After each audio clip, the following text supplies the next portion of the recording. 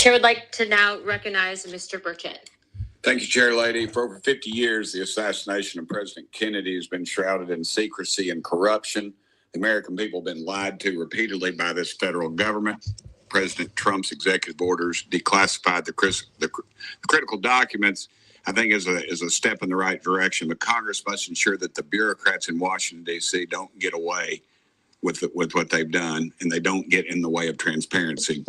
Mr. Stone, I know you've talked about chain of custody, and I'd like to hear your thoughts on some of the NBC videos. And I know that since you've already talked about your service to our great country, from 67 to 68, you were twice wounded in action. You received a Bronze Star, a Purple Heart, an Air Medal, and the Combat Infantry Badge. And we salute you for your service, sir. Today is the 80th anniversary of the invasion of Okinawa, and that's an island my dad was on. And he told me, he said the Purple Heart was one medal he was glad he never got. Mr. Stone, I'm going to ask for the indulgence of the chair lady and the members if I could just yield my time to you and you to discuss anything you would like to pertaining to this subject, and to ask any of the other men up here on the dais with you any questions you would like.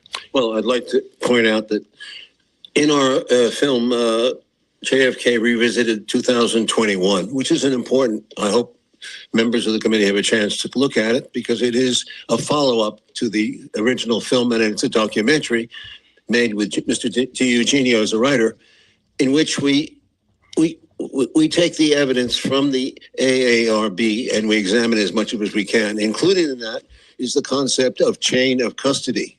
We interviewed Henry Lee, who is one of the country's leading what would you call it? He's the leading criminalist in America. Okay, a criminalist, whatever that. Okay, he was saying to us repeatedly, and he's on camera, so a chain of custody has to go from the scene of the crime to the courtroom. Otherwise, it doesn't. You cannot bring the charge on Oswald or anybody.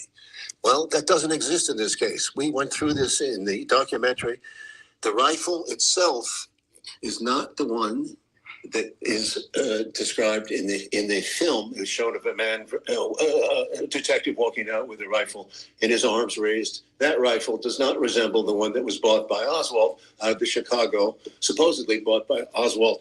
Hidell was his name. The one held up was a Mauser, and the one he allegedly shot him with was a Mannlicher Italian carbine. The difference is that the one in evidence is longer. It's about 4 inches longer. It has a sling to it, and it has a screw in the butt of the rifle, which I consulted with some rifle experts, and they said Oswald could not have done that by himself. All right, so those are the differences between the one that the Warren Commission says Oswald actually purchased versus the one that they put into evidence. No rifle and no bullets, I said.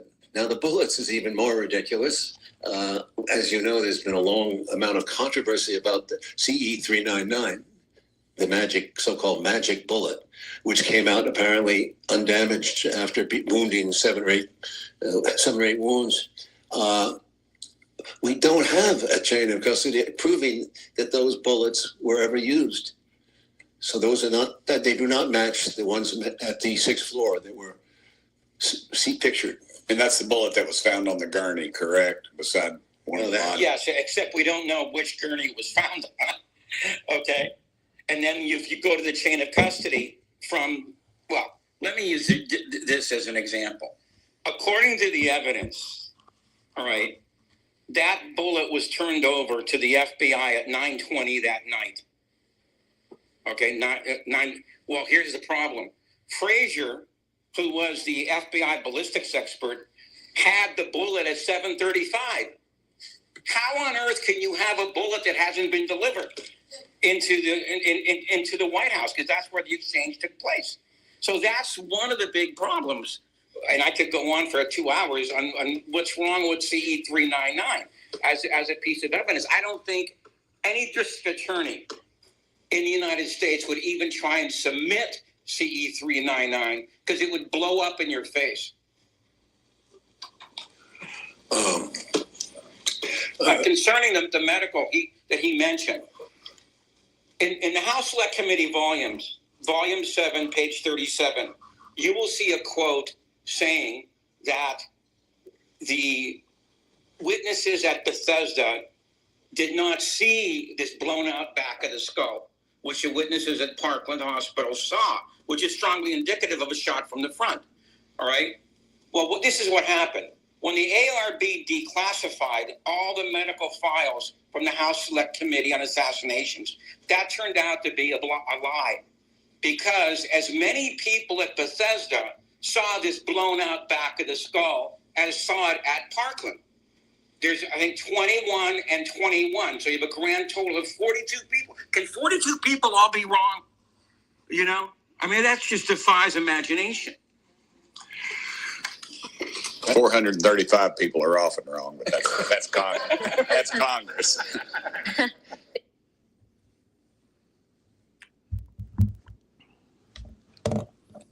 Wow.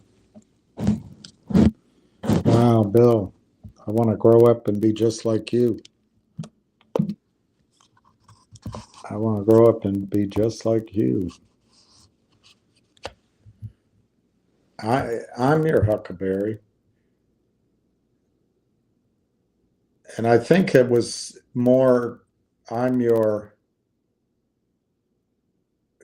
like your coffin bearer. But anyway, he said Huckleberry. He was great. All right, Lunger. All right, Lunger.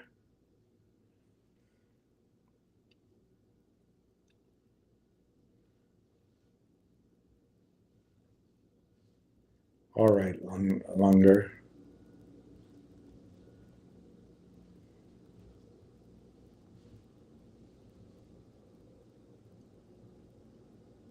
Why, Johnny Ringo?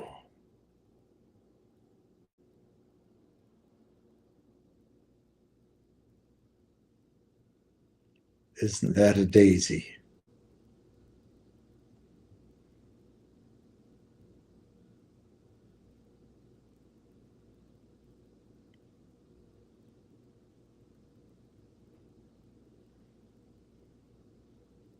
I'm your Huckleberry.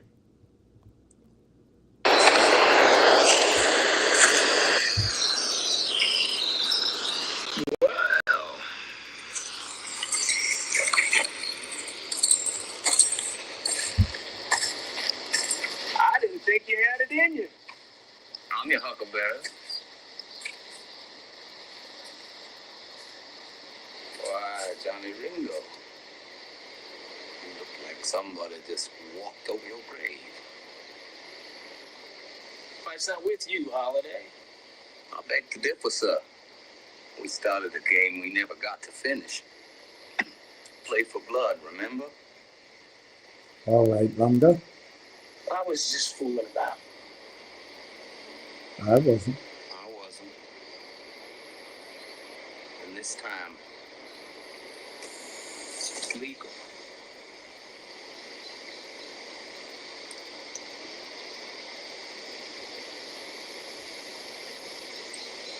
All right, Lunger.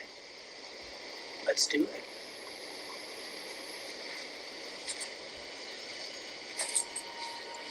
You ain't no daisy.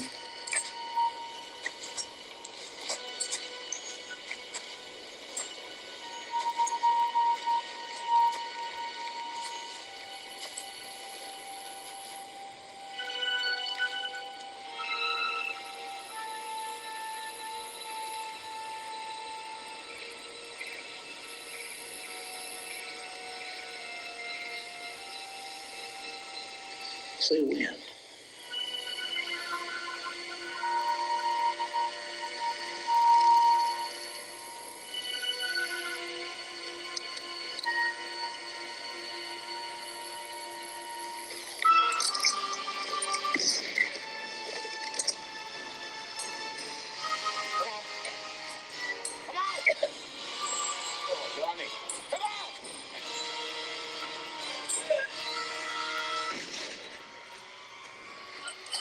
Daisy. You know Daisy Hall.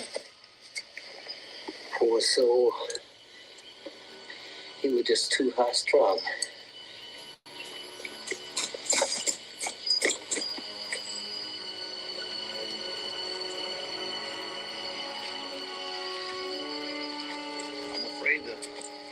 strain was more than he could bear.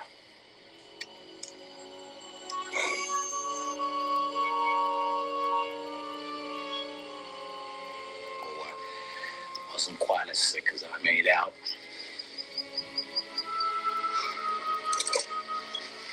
God.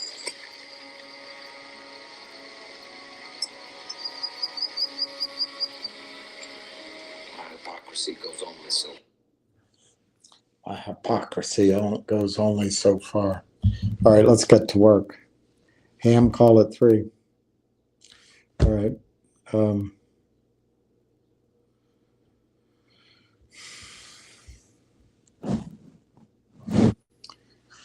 I guess I'll sign off then. You guys go listen to Ham's call at 3, and I'll come back on in half an hour. So we'll talk in half an hour. Cheers.